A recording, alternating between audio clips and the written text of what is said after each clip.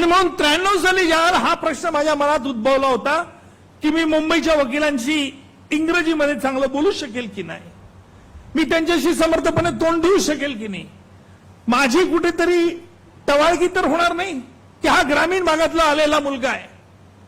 आणि खरोखर तुम्हाला आश्चर्य वाटेल, मुंबईच्या त्यावेळेला पत्रकारांनी देखील की why Ujjwal Nikam has been brought from Jalgaon, मुंबईला वकील नाही.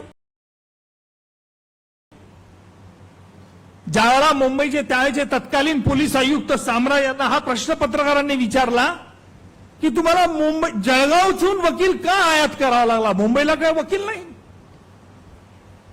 मुंबईच्या सगळ्या वकिलांचं कान आणि लक्ष माझ्याकडे होतं, मी काय बोलतो काय नाही. तो पहिला दिवस मला आजही आठवतो. आपल्या आयुष्यामध्ये असे अनेक प्रसंग येत असतात, तो प्रसंग तुम्ही एनकॅश केला पाहिजे.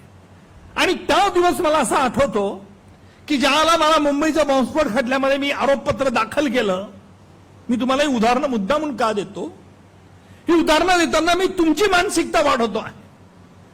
मला पत्रकारांनी विचारलं की टायगर मेमनला तुम्ही कधी पकडणार. मी अगदी गंभीर नजरेने म्हणलं, कोण टायगर? टायगर टायगर प्रतीक कोणाचं आहे?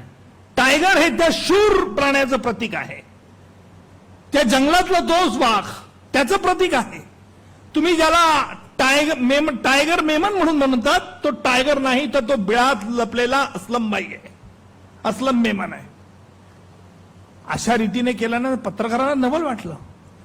एका गुंडाचं, बॉम्बस्फोट खटल्याचं कुविख्यात आरोपीचं टायगर म्हणजे शौर्य, हा त्याला टायगर म्हणता येणार नाही, अशा तऱ्हेची हेटाळणी केल्यानंतर पत्रकारांवरती इम्पॅक्ट की बुवा हे काहीतरी वेगळं रसायन दिसतं.